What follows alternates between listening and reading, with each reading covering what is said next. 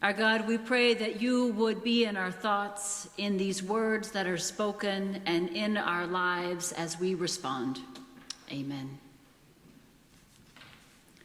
Thank you to Heidi for reading that passage. There were a lot of names. Some of you may be wondering, my goodness, Pastor, that does not seem like a typical Mother's Day reading. I would urge each of us to remember that the roots of this day, the celebration of mothers, come from Julia Ward Howe. She is the one that you may know because she penned the Battle Hymn of the Republic. But she was upset by tragic effects of the Civil War, especially the pain of mothers losing their children or being widowed. And she challenged women to join her in what she called a Mother's Day for Peace in Boston in 1870. She believed that peace and equality were the two most important causes of the world and hoped to inspire women to come together across national lines to recognize their commonality stronger than and beyond any divisions, and together to find peaceful resolutions to conflicts. She said that we, the women of one country, will be too tender of those of another country to allow our sons to be trained to injure theirs. Today we recognize family units have changed. We would say sons or daughters. We know that some family is given to us by birth and others through friendships and mentoring relationships. We have our biological families and our logical families sometime. We know that raising and caring for children is a task that includes all people, some of whom never even bore children or had children themselves. In this community alone, were it not for the people who have chosen not to have children, our children would be impoverished. We also acknowledge the grief that often accompanies parenting language, and we hold space for those who struggle with this day. Julia Ward Howe's movement is scarcely remembered. It was not sustained. Maybe she was too radical for her time. Is she still too radical for us today? According to the Pentagon, the first 8 weeks of the Iran war cost roughly the equivalent of the combined annual budget of the Coast Guard, the National Park Service, and the Environmental Protection Agency. Combined annual budgets, 8 weeks. The U.S. spending on Operation Southern Spear and Operation Absolute Resolve in Venezuela, the Caribbean, and the Eastern Pacific has cost, to date, at least $4.7 billion. We have money. What we lack is well-ordered priorities. Brown University runs a cost of war project, and they research and promote public awareness of the human, economic, social, and environmental costs of war. And they count not only what we spend on wars, but what efforts we choose to neglect in exchange for choosing violence, weaponization, and destruction. Military spending produces on average 5 jobs for every $1 million spent. The same investment in other sectors creates more employment, nearly 13 jobs in education, 9 in healthcare, 7 to 8 in infrastructure and clean energy. Former President Dwight Eisenhower cautioned against a life of perpetual fear and tension, a burden of arms draining the wealth and labor of all people, saying that every gun that is made, every warship launched, every rocket fired signifies, in the final sense, a theft from those who hunger and who are not fed, those who are cold and are not clothed. This world in arms is not spending money alone. It is spending the sweat of its laborers, the genius of its scientists, the hopes of its children. The cost of one modern heavy bomber is a school in 30 cities. It's 2 power plants. It's a fine, fully equipped hospital. It's stretches of safe road. We pay for fighter jets in wheat. We pay for a single destroyer with new homes that could have housed thousands of people. So how do everyday people stand up to power like the might of a nation and demand change? Today, we uplift those who bear witness to another way of living. In Mexico, Las Madres Buscadoras, the searching mothers, are women activists and their families and their allies who search for their missing loved ones who've been lost to narco-traffickers and a government that turns a blind eye to the disappearance of their children.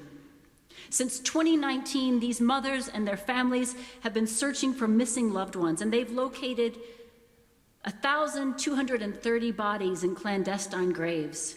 They've located another 1,300 people alive in different parts of the country, many of whom were kidnapped and abused trying to cross the border. You can see where they've held their vigils, even if they're no longer standing there, because they'll often leave palm prints in red paint or white paint or black paint on the wall. The mothers and families criticize the government for not taking responsibility for the search, which they consider an act of violence, and for delegating this work to the victims' own families. And this search is a dangerous task. I heard some testimony from some of these mothers last summer at Baptist Peace Camp in Mexico City. As a consequence of their ongoing organizing and activism, numerous members of these groups have received death threats, and several have been murdered for looking for the bodies of their children. The insecurity they experience in searching for their missing loved ones when they go where the authorities do not want them to go is tangible, and the demands that the state open a channel of communication remains unaddressed, and yet their vigils and their searches persist. This morning, we heard the story of Rizpah and her silent vigil, which you might have lost amidst all the violence in that passage that we heard this morning. It's one of the most heart-wrenching narratives of grief and devotion and sacrifice in the Bible. But more than this, its implications are far-reaching because her story continues to resonate with people down to today. If actions speak louder than words, then Rizpah's vigil epitomizes the power of silent protest in the face of injustice. I'm going to give you a little backdrop because there were a lot of names that our sister gave us in that passage. So, the beginning of Israel's monarchy, there's the first king, Saul. He dies, and David takes over. But in that space between David taking over from Saul, we hear that, we remember that when Saul was alive, he was getting paranoid. He thought that David was going to try to kill him several times. And so the house of David and the house of Saul had beef. Even though they became one house, eventually that tree branched right back in. But so Rizpah has a life that is precarious. She's introduced to us as Saul's concubine, meaning they had children together, but she doesn't have the status of a wife. After his death, his commander-in-chief Abner is accused of going into her because he wanted to become king himself. It was a practice in ancient times to lay claim to the throne by having relations with the former king's wives or concubines, and that was Abner's intention. And this leads to tension, and Abner decides, I'll just go for Team David. So he defects and he becomes part of David's party. And in all of this narrative, Rizpah's body is used to assert a claim to the throne, and she becomes this pawn in the hands of powerful men. Their conflict is concerned with the violation of Saul's property, and they consider her part of that. They pay no attention to her trauma. She's caught in this political intrigue. After the death of Saul, David marries Rizpah. One thinks she probably didn't have a lot of say in this. That's 2 Samuel chapter 3. We're going to fast forward now to 2 Samuel chapter 21, where we find Israel in the midst of a 3-year famine. And it says, famine struck the land for 3 years, so David sought God's face. One has to wonder, it's been 3 years, David. Why only now are you seeking God's face? God tells David the famine is on account of Saul's blood-stained house, because he had broken this oath and annihilated the Gibeonites. So Saul had sworn an oath not to hurt these people, and in his zeal in the midst of battle, he completely almost wipes them all out. And the Gibeonites are not Israelites, they're neighbors, and they had been bound by oath. So David asks them, what can I do for you? How can I make this right? And they said, our feud is with Saul's family. You can't pay us off. You can't pay silver or gold. David says, what do you want me to do? And they said, we want 7 of Saul's descendants. Give them to us and we'll do with them what we will. And David said, I'll give them to you. Saul gives them 2 of Rizpah's sons and 5 of Merab's sons. Merab is the daughter of Saul. So these are his grandchildren and his sons. The text does not say that David prayed about this. He just agrees to their demand. And some suggest that David uses this as an opportunity to rid himself of any potential political opposition from Saul's house. Maybe he's furthering his own interests, securing the throne. He arrests the sons of Rizpah and Merab, Saul's oldest daughter, and he surrenders them to the Gibeonites, who execute them and hang their bodies outside the sanctuary at Gibeah. But even with all of this tragedy, the famine continues. It makes one think that perhaps this was not actually God's will. God didn't seem to accept this sacrifice. And this passage casts David in a fairly negative light. Elsewhere in the text, we come to expect David to keep his vows of loyalty, particularly to Saul and to Jonathan. And here we have a counter-narrative that subverts the official portrayal of the king. Some might argue that he took the life of these 7 out of duty, but this relies on the legitimacy of thinking that vengeance and blood guilt can be atoned by death. Some have pointed out that when David seeks God's face, David's the only one that hears God's response, that and the priest that's on his payroll. It's convenient. Nowhere in the text does it talk about Saul killing the Gibeonites. Nowhere is this mentioned in this narrative. And since that narrative came through David's hands, one would think that if it cast Saul in a negative light, he probably would have kept it in there. Walter Brueggemann goes so far as to suggest that it's a fabrication that serves to give David warrant for his violence against the house of Saul.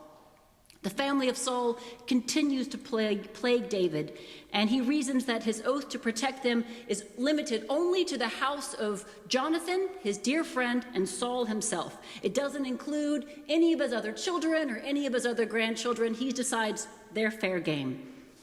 And so, as Brueggemann contends, he has found a way to eliminate the threat in the guise of religious legitimacy and political necessity. We see some of this now, people cloaking themselves in religious language and saying they're doing God's will.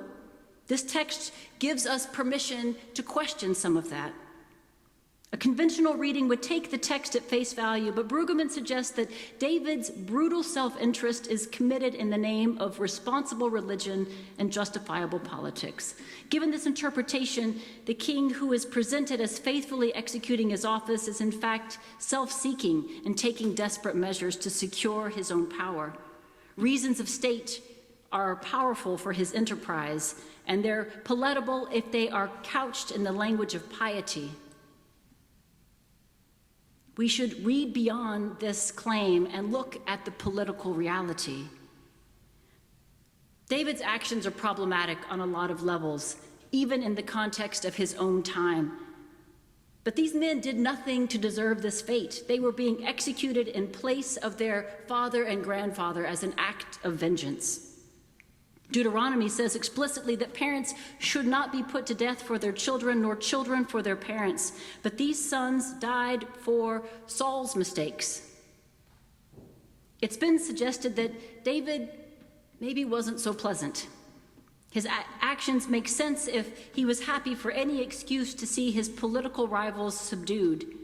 He was politically savvy and didn't shy away from killing his enemies, and we know from the text he did not always comport himself ethically. It says in chapter 21, verse 7, that David spared Mephibosheth, son of Jonathan, because of the oath he took. But David took the sons of Rizpah and those of Merab, handed them over to the Gibeonites, who dismembered them before God on a hilltop, and they were left to hang on the hillside at the beginning of the barley harvest. Even if someone was executed as a criminal, they should not have been left on public display. They should have been brought down before the first nightfall. According to the Deuteronomic Code, bodies should have been buried as the same day that they died. This was a sacred rite, but David leaves these men out for everyone to see. We didn't hear Rizpah's initial reaction when she heard she was to lose her sons in this brutal way. But we do know that she acts to honor her beloved children and the sons of another mother. She stands vigil to protect them, and she fought everything that would come and take what was left away. She knew this Deuteronomic code that said if you abandon a corpse and not bury it, it was considered a curse. The men in power all failed her, but she prayed and God heard her cry and vindicates her. She fought for her son's memories. She was an intercessor. David had decided that her children would die as criminals, but even if they were criminals, their bodies should not have been left in that manner. So Rizpah was not afraid or ashamed of this curse that was placed on her children. She could not prevent their death, but she chooses to identify with them even after that. She undertook a months-long silent protest. It says in verse 10 that she took sackcloth and spread it out for herself on a rock. From the beginning of the barley harvest until the rain fell from the sky on the bodies, she did not allow the birds of heaven to touch them during the day or the wild animals during the night. That's about 6 months, April to October. She defies the king, and her suffering sparks something in her, driving her to turn her trauma into action. One cannot imagine what she endures in those months. Keeping vigil, not allowing the birds from the sky nor the wild beasts at night to come near. What she would have done as a mother when her sons were alive to protect and care for them, she now does for them in their death. Samantha Jew has argued that if David was only looking to appease God for atonement, he would have demanded a burial. Instead, he leaves them out as a warning for those who would oppose him. Had it not been for Rizpah's presence, onlookers would have slunk away in fear. But instead, because of this woman on the hillside, they begin to ask questions. Their murmurs spread, and eventually they began to reach the ears of the king. Her protest was on the verge of dismantling the legitimacy of his kingship because he broke his oath to spare Saul's descendants and defied funeral ethics. And so, to silence the murmurs, David eventually gathers the bones of Saul and Jonathan together with the 7 sons and gives them a just burial. It says, after this, God answered prayer on the behalf of the land, and rain falls. It was her vigil and her actions that neutralized the plagues and the havoc. She rouses David into action as, according to the rabbis, he considers, if she, who is but a woman, has acted with so much loving kindness, must not I, who am a king, do infinitely more? She uses the power that's available to her in this domain to shame the king into using his power to right this wrong. Her vigil is more than mourning, it is a protest, because she believes she is right in the eyes of God. She knows that justice must come before reconciliation, and she is focused on defending the dignity of the bodies that she's protecting, caring for them despite the danger, despite the carelessness on the part of others. And yet, her actions ultimately bring about more than she anticipated. We can take hope in this. Austin Channing Brown notes the poetic nature of her using sackcloth as a tent. Sackcloth was meant to aid in mourning. We see the use of it throughout scriptures, but she doesn't just wear it or rip it in her grief. She channels it and uses her grief. She uses it to form a tent to protect herself from the elements as she protects the bodies. I cannot know the pain of families who fight for the dignity of their children who have been murdered to state violence. Due to state violence, in the midst of their grief, they continue to march and speak and host vigils and services and rallies. I don't want us to think that Rizpah was some kind of a superwoman. She needed a tent because she needed protection. No doubt she grew terrified and exhausted and overwhelmed. She probably got sick out there and was scared when she had to fight back these animals. She was probably hurt and lonely. She probably wished that people would do more than just talk to her or about her. She certainly made some people mad, especially those who were defending what the king had done. Some people must have thought her actions were just too much, over the top, disrespectful of the state and the king. Just back off, Rizpah, let it go. She did not. Bearing witness is hard, and some people assume it comes naturally for women or that we have no choice. But to be clear, turning sackcloth into tents is hard work. Beating back those who would do you or those who you love harm is excruciating. Love Rizpah for her strength, but refuse to indulge that she might have been impervious to pain. She did it anyway.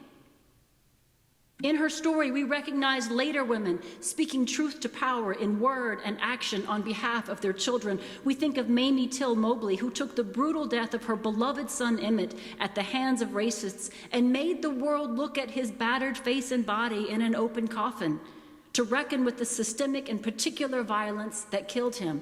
And she changed this nation. Rizpah's story continues to resonate in contemporary examples of those who use their trauma to fight for change. Groups like the Searching Mothers in Mexico and across Latin America who channel their grief into vigils and search parties. The Women in Black, an Israeli anti-war movement demonstrating opposition to Palestine's occupation, who've been holding weekly vigils in mourning for victims of conflict since 1988. They formed during the first Intifada, and they now have some 10,000 members around the world. They refer to themselves as an international network of women for peace. Gila Sversky has written about this movement's powerful symbolism of mourning, dignity, and conscience. Their commitment to nonviolence is a source of strength, and she describes a particular vigil where before they went, the women had been warned by the commissioner of the police about an overwhelming threat of violence, and yet more women than ever showed up to protest. They said, all of us with our hearts in our throats, more silent than our silent vigil ever really was, standing there in determination not to be shoved aside by bullies. People threw things from their cars, but nothing exploded, and the women continued to stand with dignity. It's been noted that a majority of those protesters are victims of trauma themselves who channel their pain into transformative action. Those who were sensitive to the issue of violence against women applied that lesson to all forms of violence and oppression.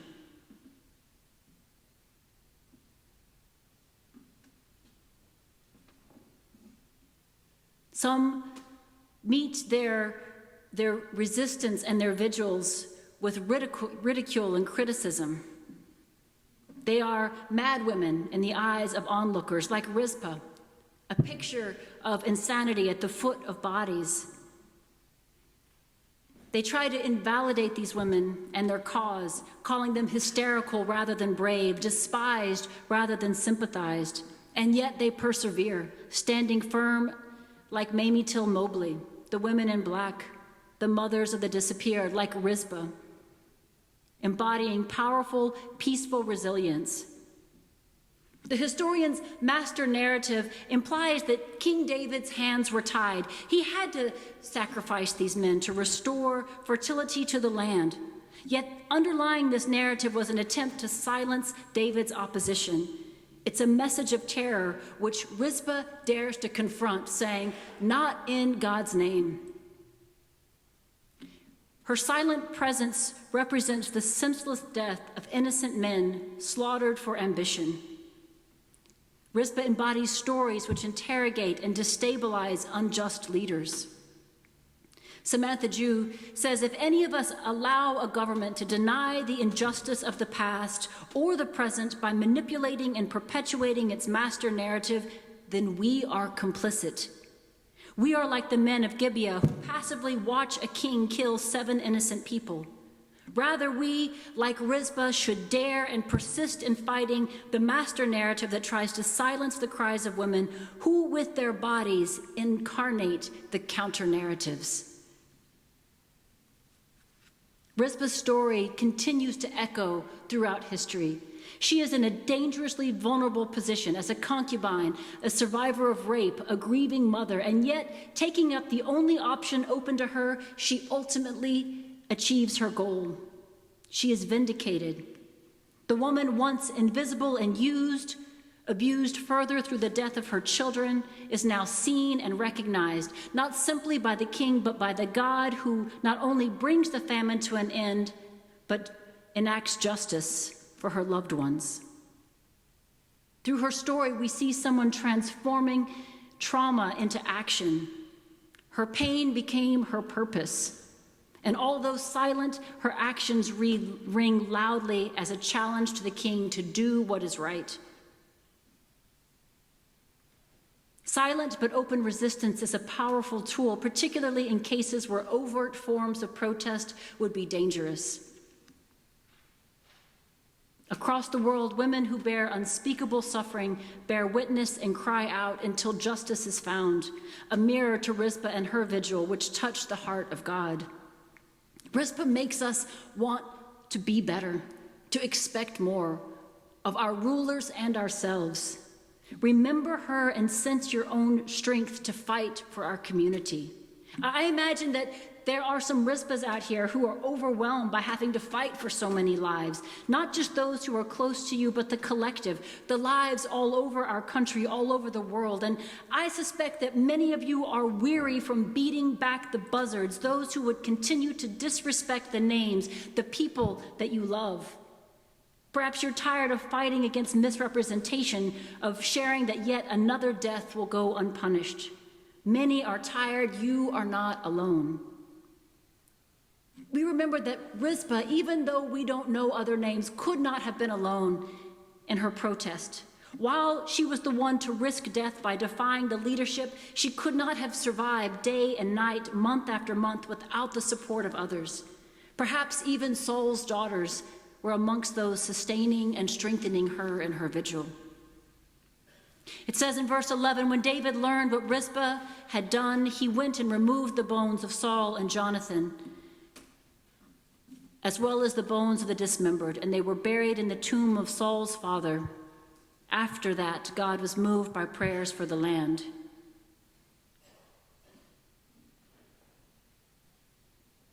Rizpah engages in an act of protest, caring for the dead because those with power did not care for the living.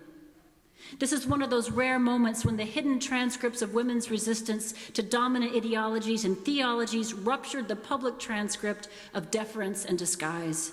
What was usually acted and spoken off stage by women behind the backs of the dominant now find a public forum and center stage. Scripture, like the church and the wider world, are sites of struggle and differing interpretations. And if we permit it, the narrative of who we are becomes rewritten by Rizpah's story and witness.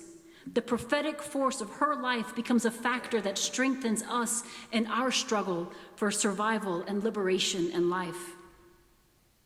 Inspired by her example, King David finally does the right thing. And after those things, it says, God was moved by prayer for the land. God was not moved by the killing, but was moved by her living sacrifice, her intercession, her actions, and her love. The after that in this passage refers to her actions, not to David's. God's response was associated with her resistance, her solidarity, her cries that were heard by God. There's a wide spectrum of feelings around Mother's Day, and it can be tender in every sense. Beyond Hallmark, whatever your gender and parenting status or relationship with those who brought you into the world, remember the original proclamation of this day. In these days of wars and rumors of wars, and in the spirit of the original declaration, this bears repeating. This day has been so removed from its origins and been so domesticated that the roots of this are worth elevating. Yes, fet the women in your life, and also bear the radical intent of this day in your mind amidst these celebrations. In 1870, Julia Ward Howe said, "Arise then, women," I'm going to say men, "of this day. Arise, all who have hearts. Whether your baptism be of water or of tears, say firmly, we will not have questions answered by irrelevant agencies. Our husbands will not come to us reeking with carnage for caresses and applause. Our children shall not be taken from us to unlearn all that we have been able to teach them of charity, mercy, and patience. We, the women of one country, will be too tender of those of another country to allow our children to be trained to injure theirs. From the voice of a devastated earth, a voice goes up with our own, and it says, disarm, disarm. The sword of murder is not the balance of justice. Blood does not wipe our dishonor, nor violence indicate possession. As men have often forsaken the plow and the anvil at the summons of war, let women now leave all that may be left of home for a great and earnest day of council. Let them meet first as women to bewail and commemorate the dead.